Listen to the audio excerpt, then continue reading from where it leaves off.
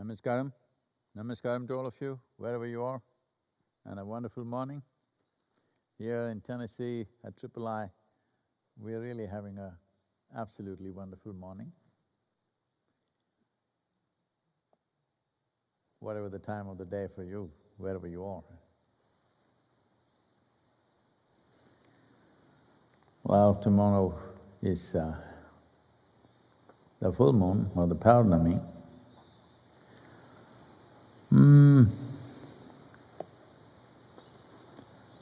I was thinking of August, but for various reasons, we have pushed it to September. But from beginning of September,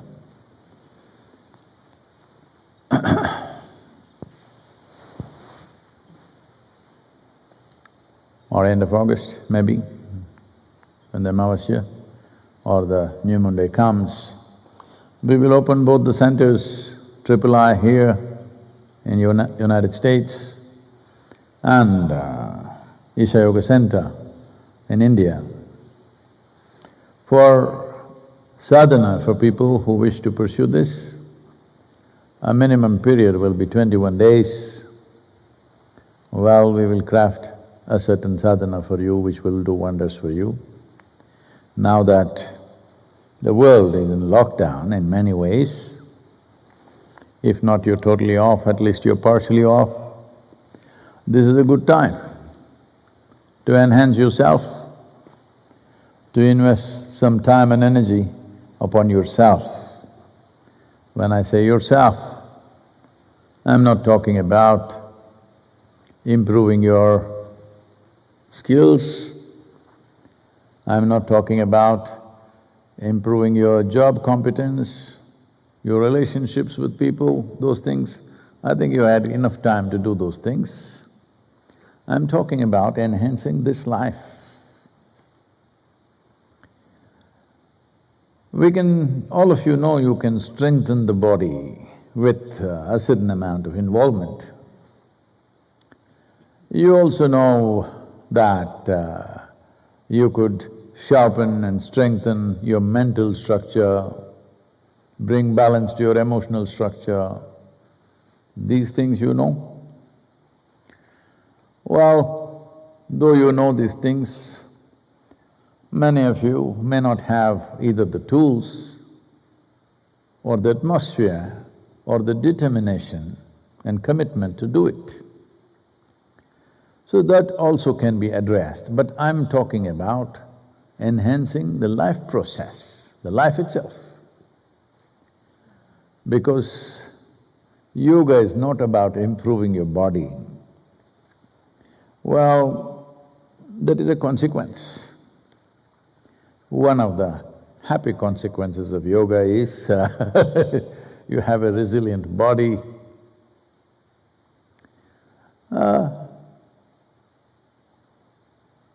Either you will get a sharp mind or become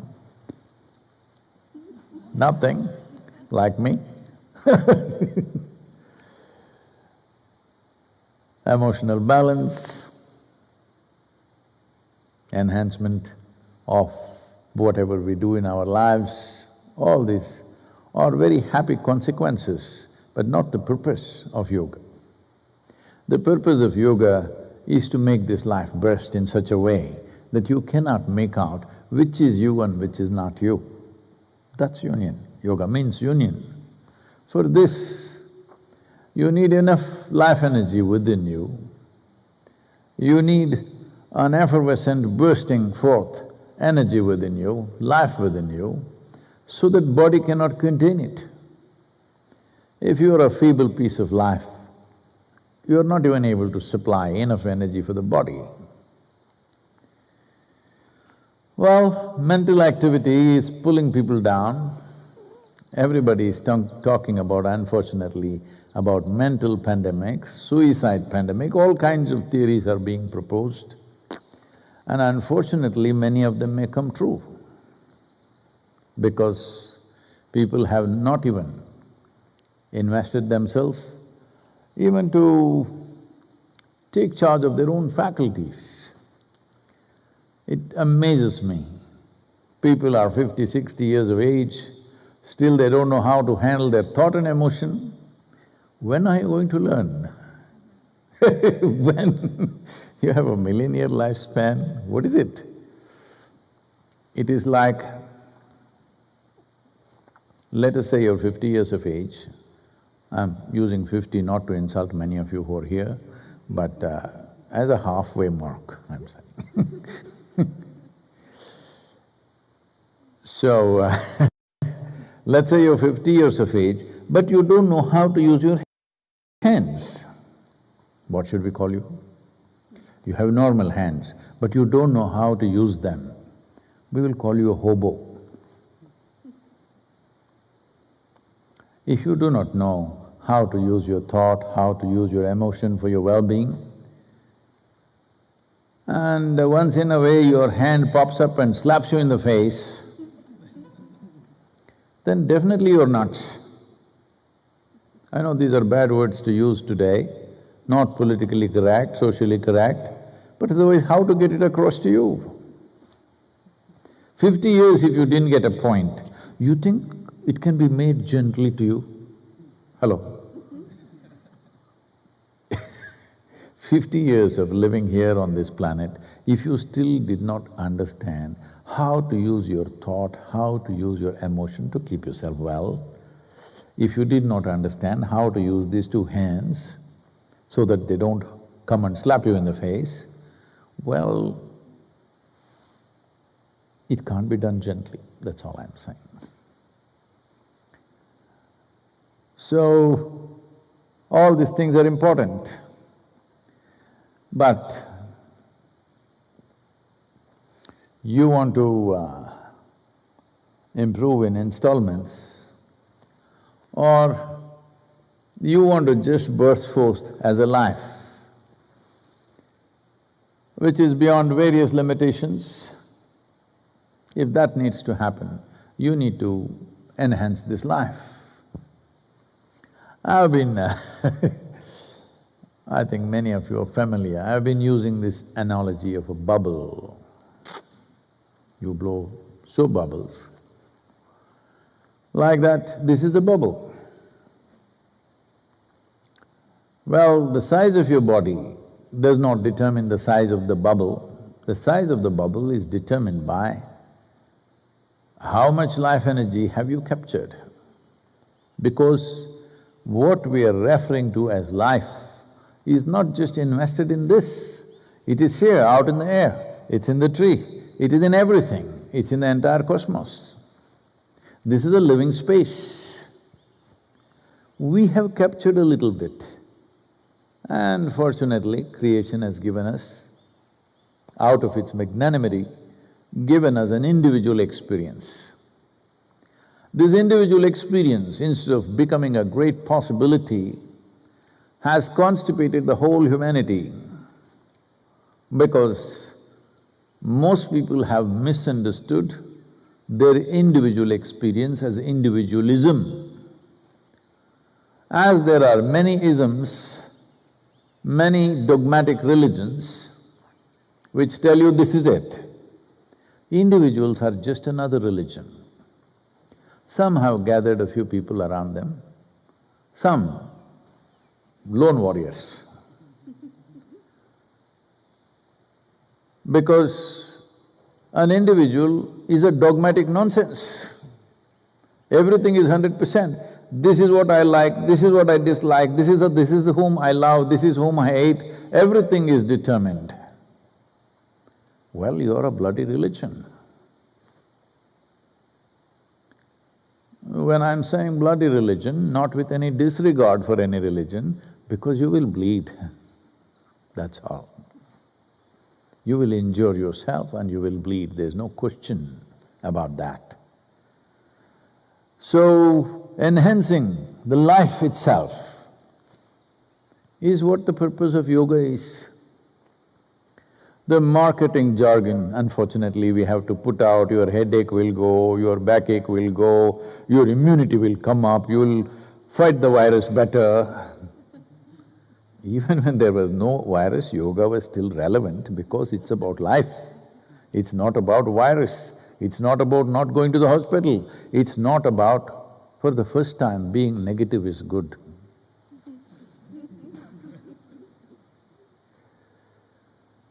So, if you're interested, I think both the centers together can house 1,000 people or a few more than that. 21-day batches you can come, we will open this up. I've not even told our teams to work out the modalities, but tomorrow is Purnami. I was just thinking, August moon, we shouldn't miss it, but we did not announce it. Some logistics have to be prepared and some protocols have to be set so that people don't bring virus into the center. Probably these two centers have been the safest havens for people because both here and in India, where there are nearly 4,000 people, we have not had a single infection till now. So, we want to keep that, so there will be protocols, but even those periods can be used for sadhana. Those of you who feel that you could do with enhancement of life should do this 21-day. What does enhancement of life mean?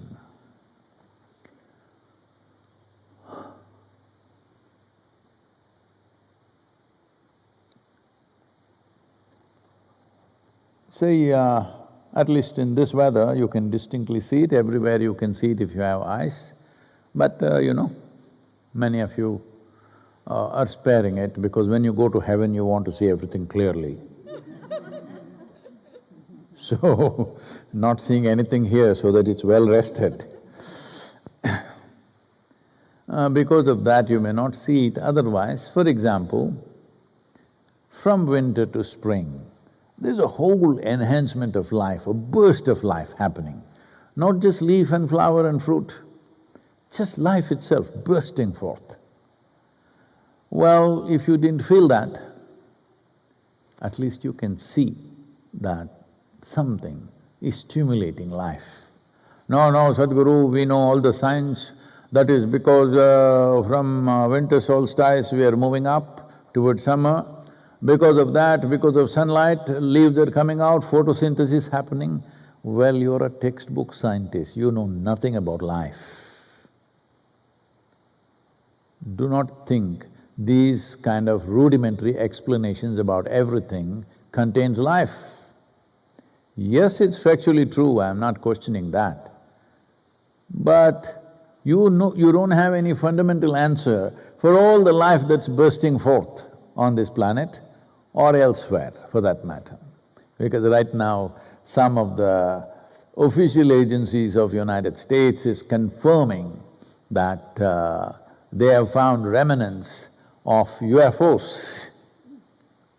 Where they came from, they don't know, but definitely something that doesn't belong to this earth, they have found remnants of that. They're confirming that now for the first time. From the time of Roswell to now, it's a long time, but confirmations are coming at last. This is because of competition with other nations, because they may announce any time. Unfortunately, we are not self-stimulated to do our best.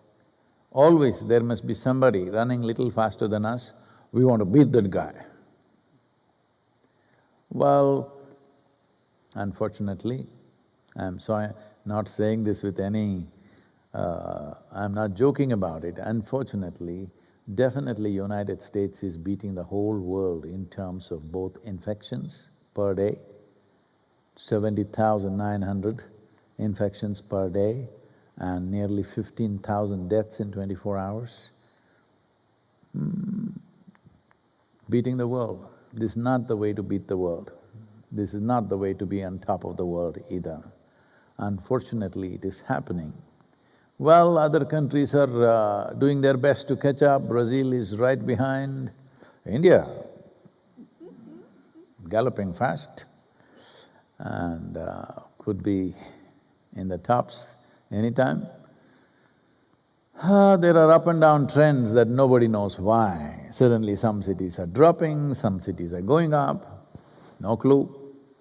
all contact tracing, this, that, everything they did for 4 months in India very diligently, forcefully. But administrations are slowly losing control. Where are the infected people? Where are they running away? Some of them are jumping off the hospital wards and running away somewhere. All these things are happening, I'm sure it's happening everywhere, probably much more here than anywhere else. But the unfortunate reality is, we are still not conscious enough, disciplined enough as a generation of people with all this technology, with so much enhancement and information. Everybody knows what it is, but still we are not able to do what is needed. So 21 days if you withdraw into sadhana, you could even save the world. Yes not just enhancing your life. Enhancing your life, what it means is, the life that you are, the life energy that you are, should be at least little more than your body. Well, don't think you have to enhance the body for this,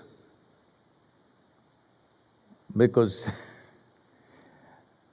body may compete with the life energies and also try to become like that. No, yoga means your life energy is always beyond your body. This is why there is an experience of that which is not physical in nature. Essentially, if we have to technically define what we are referring to as a spiritual process, essentially it simply means your experience of life is not limited to your physical nature. Something more than that is happening to you. If that something more has to happen, there are many ways of doing it. But the fundamental thing is, in some way, you have to make the life process more significant than the physiological process and the psychological process.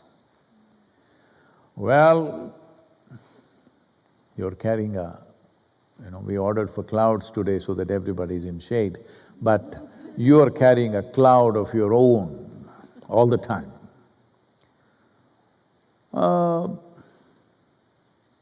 Generally, at least in this part of the world, not so much in India, but in this part of the world, a cloudy day is considered a dull day. In India, a cloudy day is seen as a pleasant day. So, cloud essentially means something is blocked out, which is the basis of life here. Sun, the solar energy, is the basis of life here. When I use these words like solar energy, a whole lot of people are thinking of solar panels. No, these are all solar panels. The best designed solar panels that we know, or we are yet to create anything like this. This is a solar panel. Every life is a solar panel. Without sun's energy, nothing here will happen. So, blocking that is considered in some way against life process, and it is. Yesterday I was talking to our Ishangas and I was just telling them, summertime when it feels hot, you feel, I wish it was… I wish he was a little cooler. What is he? Simply burning away like this. Well,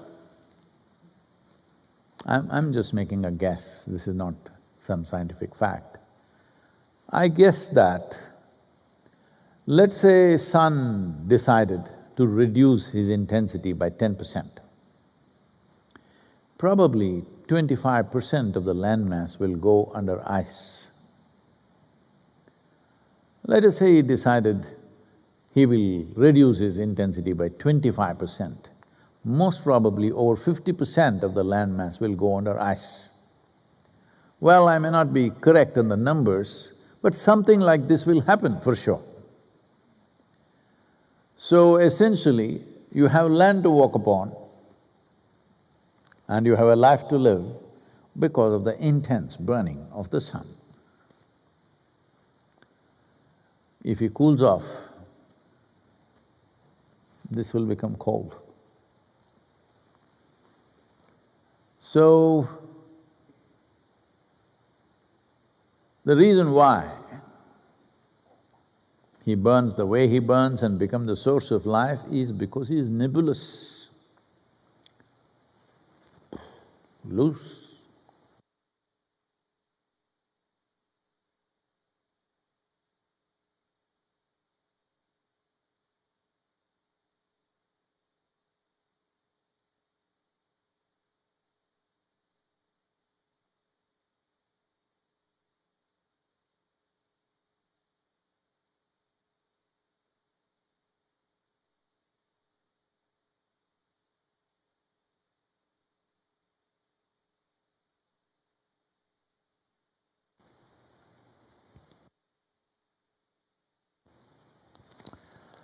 Hello, hello, hello. No, I'm taking the battery cells to the last bar because they are not made like sun, nor are they capturing solar energy. So I'm trying to… being the COVID times, we are economizing on everything. So I thought we should run the batteries to the very last bar. So sorry for that 1 minute of… the rest of the world who are watching, wherever you are, didn't go into confusion, what happened, what happened? The video is still on. So the sadhana is about changing your form. Right now, your form is largely restricted to your physical form and your psychological form. If you change this form beyond physiological and psychological processes, then you are transforming. Transformation essentially means you want to change the form that you are.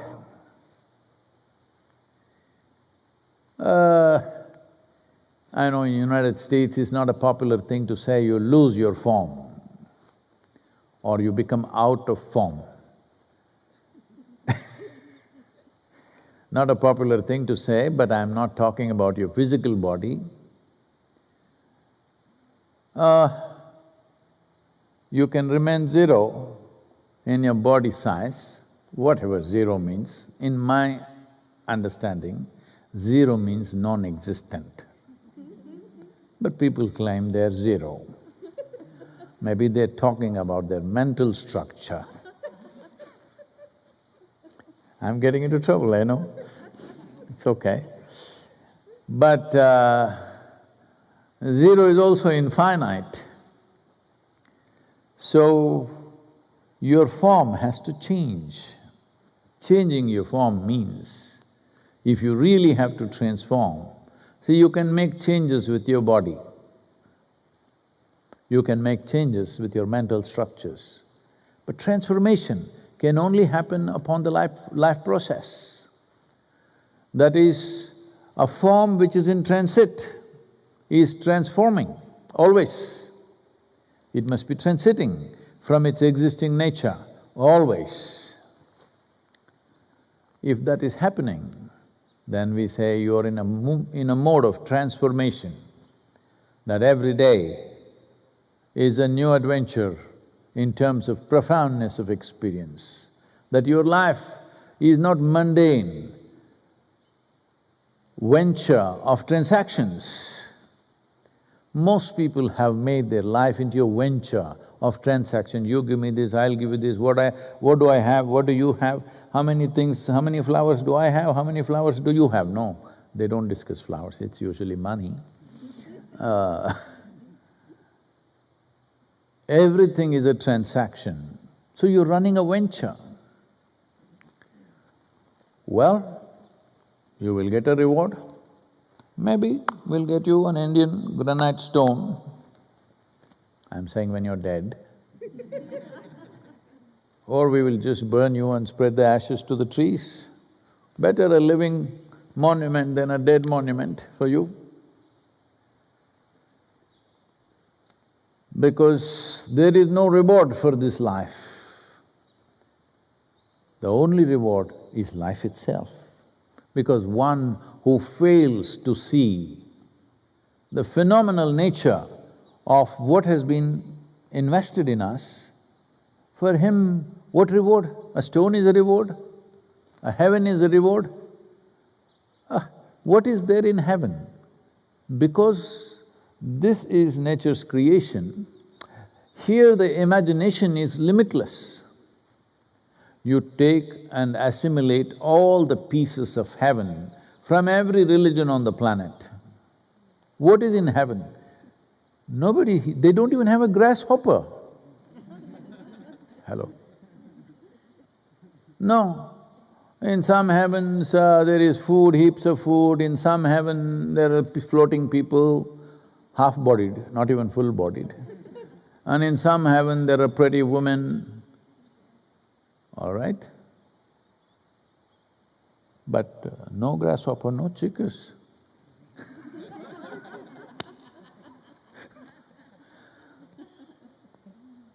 Nobody talked about a tree in heaven. Nobody talked about a flower in heaven. I don't think anywhere there's a description, please tell me if I'm wrong. I've never heard of a heaven which has flowers blossoming, fragrance coming, trees growing, new leaf bursting out.